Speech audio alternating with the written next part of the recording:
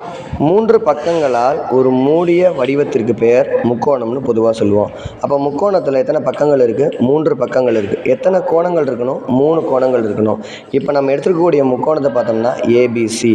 அதில் ஏ பக்கமும் சின்ற முனையிலையும் குறுங்கோணங்களாக இருக்குது. ஆனால் பியில் செங்கோணமாக இருக்குது. அப்போ 3 கோணங்களில் 2 குறுங்கோணமும் ஒரு செங்கோணமும் இருக்கக்கூடிய முக்கோணத்திற்கு பெயர் செங்கோண முக்கோணம். இதை தான் நம்ம ஆங்கிலத்தில் என்ன சொல்கிறோம்? Right angled triangle. இந்த ரைட் ஆங்கிள் ட்ரையாங்கிளில் 3 பக்கங்கள் இருக்கா? அந்த 3 பக்கத்தில் செங்கோணத்தை தாங்காத பக்கமான ஏசின்ற பக்கத்துக்கு பெயர் கர்ணம். அப்போ செங்கோணத்தை தாங்கியிருக்கக்கூடிய பக்கங்களில் ஒன்று ஏபி, இன்னொன்று பிசி. இப்போ நம்ம சின்ற கோணத்தை பொறுத்து எடுத்துக்கிட்டோம்னா பிசின்றது சிக்கு பக்கமே இருக்கிறனால அது அடுத்துள்ள பக்கம். அப்போ ஏபின்றது மீதம் உள்ள ஒரு பக்கமான அந்த பக்கத்தை எதிர்பக்கம்னு சொல்கிறோம். ஒரு செங்கோண முக்கோணத்தை பக்கத்தினுடைய அளவுகளோடு சேர்த்து இப்போ நம்ம எடுத்துக்க போகிறோம். முக்கோணத்துக்கு அதே ஏபிசின்னு பேர் கொடுத்துருக்கோம்.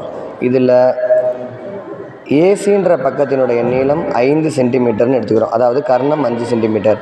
அப்போ பிசின்றதை 4 சென்டிமீட்டர் அடுத்துள்ள பக்கம்னு எடுத்துக்கிறோம். ஏபின்றது 3 சென்டிமீட்டர்னு எடுத்துக்கிறோம். பின்ற இடத்துல செங்கோணம் இருக்குது. இப்போ நான் என்ன செய்கிறேன்? ஏசின்ற பகுதியில் பக்கமாக வச்சுக்கிட்டு ஒரு சதுரமாக வரைகிறேன். அந்த ஏசின்ற பக்கத்து மேலே சதுரம் வரைகிறேன். சதுரம்னா என்ன அர்த்தம்?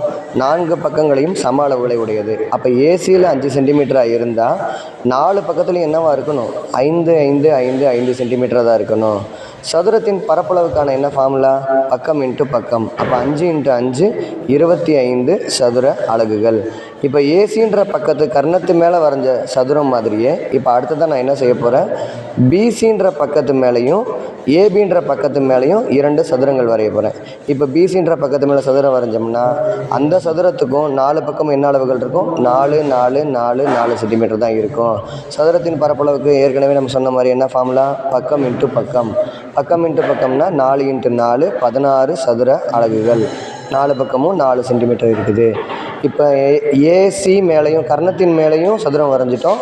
அடுத்துள்ள பக்கத்து மேலேயும் சதுரம் வரைஞ்சிட்டோம். இப்போ அடுத்தது எதிர்பக்கத்துமான ஏபின்றது மேலே ஒரு சதுரம் வரைகிறோம். அந்த சதுரத்தினுடைய பக்க அளவு என்னவாக இருக்கணும்? 3 சென்டிமீட்டராக இருக்குது.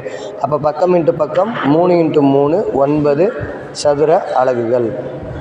செங்கோண முக்கோணத்தினுடைய 3 பக்கங்கள் மேலேயும் நம்ம 3 சதுரங்கள் வரைஞ்சி அதனுடைய பரப்பளவுகளை தனித்தனியாக கண்டுபிடிச்சிட்டோம். இப்போ கர்ணத்தின் மீது வரையப்பட்ட சதுரத்தினுடைய பரப்பளவு சதுரத்தின் பரப்பளவு என்ன கிடைச்சிது? 25 சதுர அலகுகள் கிடைச்சிது.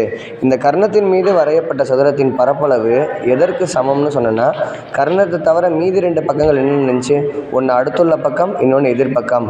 அந்த 2 பக்கங்களின் மீதும் வரையப்பட்ட பரப்பளவுகளின் கூடுதலுக்கு சமமாக இருக்கும். கர்ணத்தின் மீது வரையப்பட்ட சதுரத்தின் பரப்பளவு மற்ற 2 பக்கங்களின் மீது வரையப்பட்ட சதுரத்தின் பரப்பளவுகளின் கூடுதலுக்கு சமம். இப்போ கர்ணத்தின் மீது வரைஞ்ச பரப்பளவு எவ்வளோ கிடைச்சிது? 25 சதுர அலகுகள். மற்ற 2 பக்கங்களில் அடுத்துள்ள பக்கத்துக்கு 16, எதிர்பக்கத்துக்கு 9. இந்த 25 என்ன சொல்லலாம்? 5 வர்க்கம்னு சொல்லலாம். அப்போ 16 4 வர்க்கம், 9 3 வர்க்கம். அப்போ 25ன்றது என்னவா எடுத்தோம்? கர்ணம்னு எடுத்தோம். அப்போ கர்ணத்தின் வர்க்கமானது 4 3 என்னது?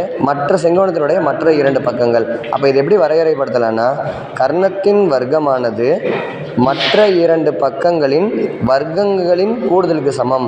5 ஸ்கொயர்ன்றது 4 ஸ்கொயரையும் 3 ஸ்கொயரையும் கூட்டினோம்னா அந்த பக்கம் 25 தான் கிடைக்கும், இந்த பக்கமும் 25 தான் கிடைக்கும். இதுதான் பித்தாகரஸ் தேற்றம்.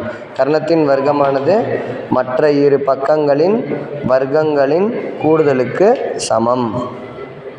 பித்தாகரஸ் தேற்றத்தினுடைய மற்றொரு பெயர் என்னென்னா பௌதயான் தேற்றம்.